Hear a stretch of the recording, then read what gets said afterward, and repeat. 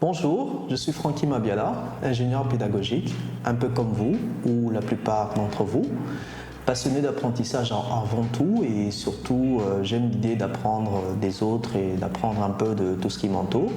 Quand j'ai quitté mon ancien employeur, je me suis posé la question de savoir si je pouvais ou pas vivre de freelance, si je pouvais en tout cas approfondir ce chemin-là. J'ai donc cherché un moyen de pouvoir organiser cette démarche de freelance, un moyen déjà de comprendre comment est-ce que cela fonctionne parce que moi, ce qui m'a amené à l'ingénierie pédagogique, c'est déjà la soif d'apprendre et surtout de partager. Moi, je suis quelqu'un qui est passionné d'apprentissage et qui aime l'idée qu'en toute chose, on peut apprendre quelque chose en fait, au final. Donc, je me suis posé la question de savoir comment est-ce qu'on devient freelance, qu'est-ce qu'il faut faire quand on est freelance. Et du coup, dans mes recherches, je suis tombé sur la TLD Academy via LinkedIn et via le podcast que Delphine publiait à ce moment-là. D'ailleurs, un podcast, j'ai dû parcourir épisode par épisode pour comprendre comment ça fonctionnait. Et du podcast, j'ai eu envie de discuter avec Delphine. J'ai donc pris mon courage et je lui ai envoyé un message sur LinkedIn. On a fait une petite visio pour qu'elle m'explique un peu c'était quoi la TLD Academy et que finalement je puisse me dire que c'est ce dont j'avais besoin. De mon point de vue, c'est quoi la TLD Academy ? La TLD Academy, c'est d'abord un moyen de structurer vos actions de freelance parce que effectivement, je faisais des freelance, effectivement, j'avais des missions en freelance, mais en réalité, c'était un peu en désordre. C'était une mission par-ci, une action par-là, sans grand objectif ou sans squelette ou alors sans canevas à suivre derrière.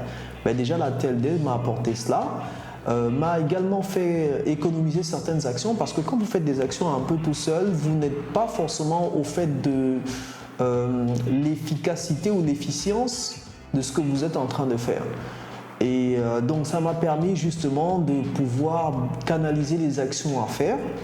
Je dois aussi dire que la TLD m'a apporté du courage parce que certes j'ai envoyé un message à Delphine derrière pour pouvoir discuter et comprendre ce que c'était la TLD, mais pour moi envoyer un DM à quelqu'un ou un message direct à quelqu'un sur LinkedIn c'était quelque chose mais vraiment c'était toute une montagne, en tout cas je me faisais tout un film dans ma tête.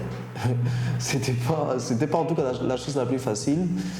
Et grâce à la TLD et grâce aux exercices qu'on a pu découvrir au fur et à mesure des apprentissages de la TLD, c'est quelque chose qui même aujourd'hui me paraît assez simple et banal finalement. Donc en fait, ce que je veux dire derrière, c'est que la TLD vous aide à briser certains plafonds de verre que vous vous imposez un peu vous-même par votre personnalité, par votre vécu, par vos habitudes de tous les jours qui font que vous n'osez pas parce que vous vous dites que c'est pas bien, c'est interdit ou tous ces petits trucs qui nous empêchent en général d'avancer. Et d'ailleurs, il y a même un exercice intéressant là-dessus qui sont un exercice sur les croyances limitantes que je vous encourage justement à découvrir dans la TLD. Hormis donc le côté organisation, le côté dépassement de soi, la TLD aussi c'est une expérience humaine. C'est ce qu'il faut comprendre derrière la TLD parce que moi je fais partie de la deuxième vague de la TLD, mais avant nous il y avait des personnes de la TLD, des personnes d'ailleurs avec qui on a pu discuter, avec qui j'ai pu faire connaissance. Je pense notamment à Jean par exemple. Il y a d'autres personnes aussi qui faisaient partie de ma promotion, qui font partie de ma promotion. Je pense à Gaïla, à Myriam, à Amélie, à Arnaud, à Emmanuel et les autres que j'oublie, Christelle. En tout cas, désolé pour les personnes dont je vais oublier le prénom, mais en tout cas, toute la deuxième promotion, ça nous permet de comprendre en fait, en essayant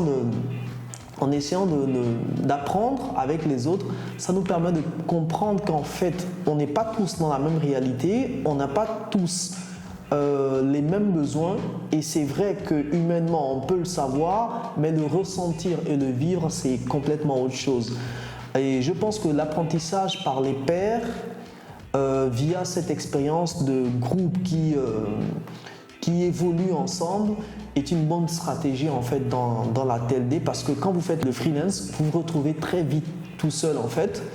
Même pour des personnes qui, comme moi, sont habituées à être un petit peu, à fonctionner un peu tout seul, dans le sens où je ne veux pas dire que je suis un solitaire, mais que je sois en groupe ou que je sois tout seul, moi je ne suis pas dérangé par le silence ou bien par le fait de se retrouver dans un bureau ou comme là par exemple dans mon bureau chez moi tout seul, ça ne me gêne absolument pas.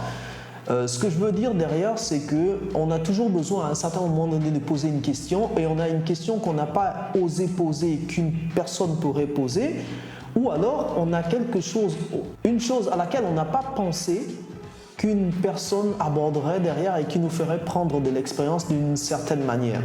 Donc cette expérience de groupe-là, c'est une expérience que moi je recommande, c'est une expérience que je valide à fond, parce que c'est une autre manière d'apprendre et étant un passionné d'apprentissage comme je le disais, c'est une expérience intéressante. Donc la TLD pour moi m'a apporté de l'organisation, du courage dans le fait d'aborder les gens de manière générale, de la structure dans la manière de fonctionner, également des connaissances, un réseau, des personnes avec qui je parle en off, un peu de tout et rien. Par exemple, jusqu'à aujourd'hui, je continue à faire des visios avec certaines personnes de la TLD. Pas forcément pour parler boulot, mais souvent c'est pour dire ah ouais, comment tu vas et tout, où est-ce que tu en es, comment tu as avancé sur le projet sur lequel on a discuté la dernière fois, et sinon toi tu es sur quoi par exemple. En fait, des discussions un petit peu générales et qui sont derrière, qui vous permettent de vous challenger en fait de manière un peu silencieuse ou bien indirecte.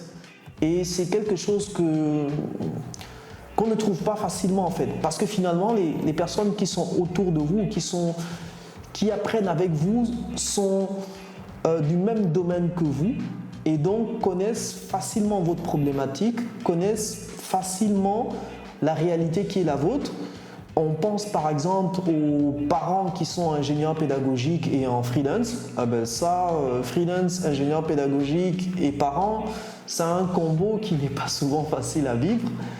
Le freelance, en tout cas, vous permet de vous découvrir vous-même et vous découvrir à côté des autres ou grâce aux autres via la TLD, c'est un bon moyen d'avancer beaucoup plus vite. Bon, je crois que j'ai assez parlé.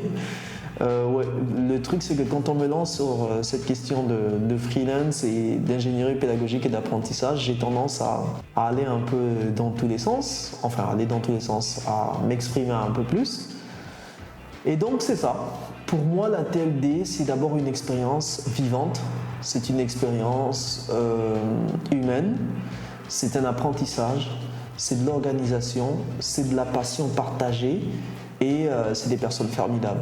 Donc si vous hésitez, moi je vous dis allez-y. Si vous débutez, c'est un bon moyen de savoir comment organiser votre activité. Si vous cherchez quoi faire, c'est un bon moyen également de pouvoir trouver une direction, de vous poser des questions auxquelles vous ne voulez pas forcément y répondre en fait. Au final, moi je vous dis bienvenue à la TLD pour ceux qui vont justement monter dans le bateau et pour ceux qui vont hésiter, c'est pas bien grave.